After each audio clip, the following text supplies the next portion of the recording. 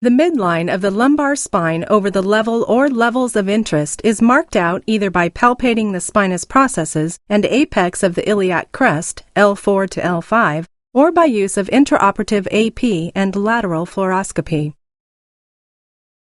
In a unilateral approach, a paramedian incision is made approximately 2 to 2.5 centimeters off the midline over the level of interest. Any commercially available tubular dilating type system may be used to split the paraspinal musculature and dock a tubular or expandable retractor onto the laminofacet junction under fluoroscopic guidance.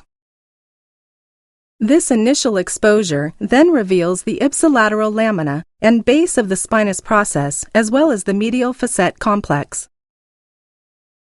Residual soft tissue at the base of the tube is removed using monopolar cautery and pituitary rongeurs.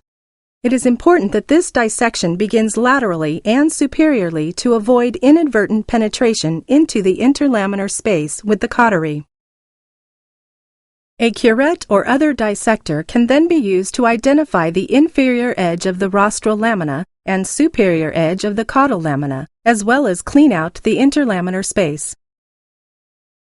A hemilaminectomy and medial facetectomy are performed using a high-speed drill and kerosene rongeurs, once again taking care to avoid stripping the facet capsule or removing excessive amounts of the facet.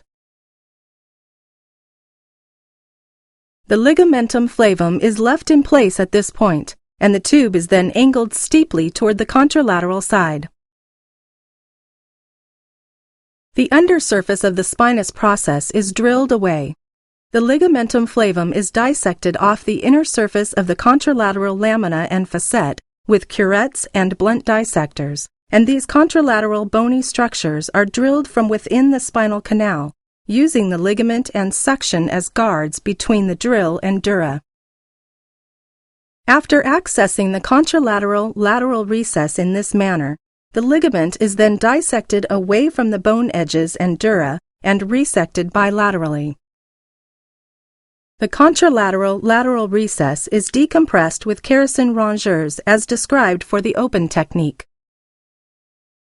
The tube is then angled back to the ipsilateral side for final ligament removal and lateral recess decompression.